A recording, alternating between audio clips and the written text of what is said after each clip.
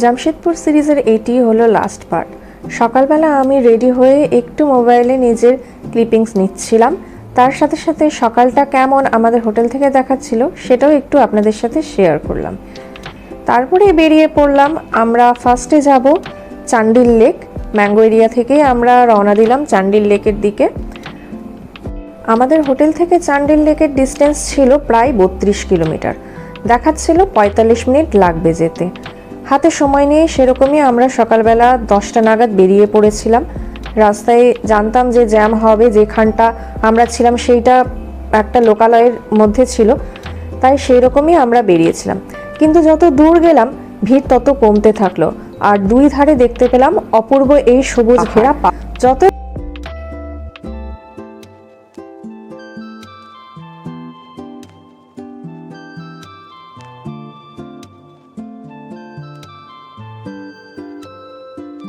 পাহাড় ঘেরা এই শহরে কি ধরনের দর্শনীয় স্থান রয়েছে সেটি আমরা 3 যাযাবর মিলে দেখতে বেরোলাম।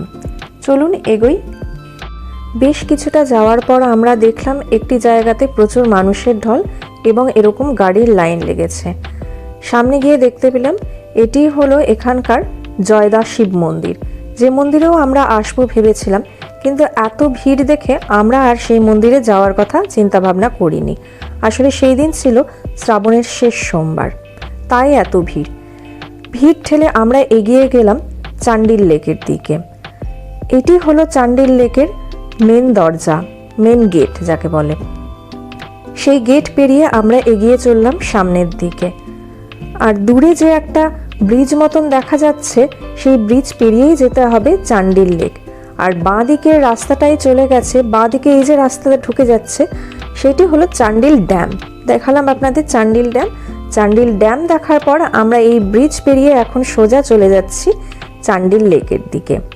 বর্ষায় জল আরও বেশি ফুলে ফেপে রয়েছে, আর এই রাস্তাটাও কিন্তু একটি ফটোশ্যুটের জায়গা হয়ে উঠেছে। এই রাস্তাতেও কিন্তু সবুজে ঘেরা ছিল। জামশেদপুরে বেশিরভাগ জায়গায় কিন্তু সবুজে ঘেরা। হ্যাঁ, গাড়ির যানজটও ছিল, কিন্তু সবুজও কিন্তু তার মধ্যে কম ছিল না। প্রকৃতিপ্রেমী মানুষের কাছে জামশেদপুর কিন্তু একটি ভালো ঘোরার জায়গা। অবশেষে আমরা এসে পৌঁছলাম চান্ডিল লেকে এবং এখানে পার্কিংয়ের সুব্যবস্থা রয়েছে।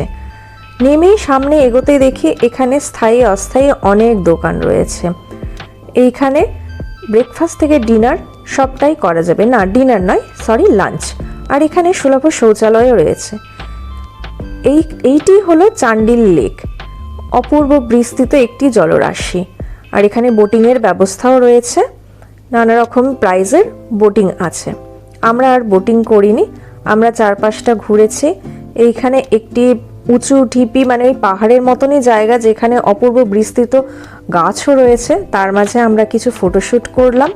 আর এই যে দূরে দেখা যায় এখান থেকে বোটিংটা হয়। আর এই হলো চান্ডিল লেক।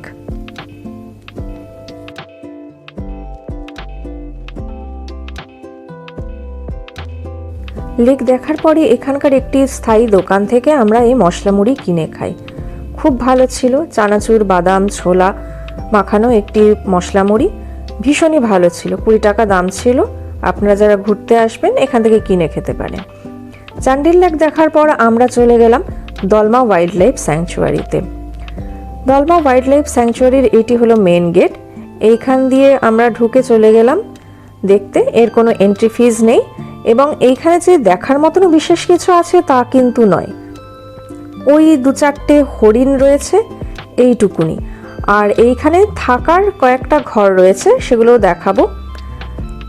ওই যে দেখা যাচ্ছে হরিণ ঘুরে বেড়াচ্ছে, এইটুকুনি রয়েছে এই দলমা ওয়াইল্ড লাইফ স্যাংচুয়ারিতে। আর দলমা ওয়াইল্ড লাইফ স্যাংচুয়ারি থেকে আরেকটু এগিয়ে গেলে নাকি একটি শিব মন্দির রয়েছে।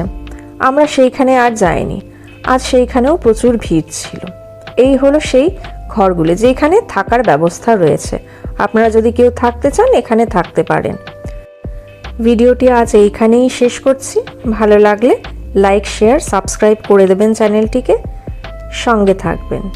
কি আনন্দ করছিলাম আমরা নিজেরাও জানি না, আসলে প্রচণ্ড বিধ্বস্ত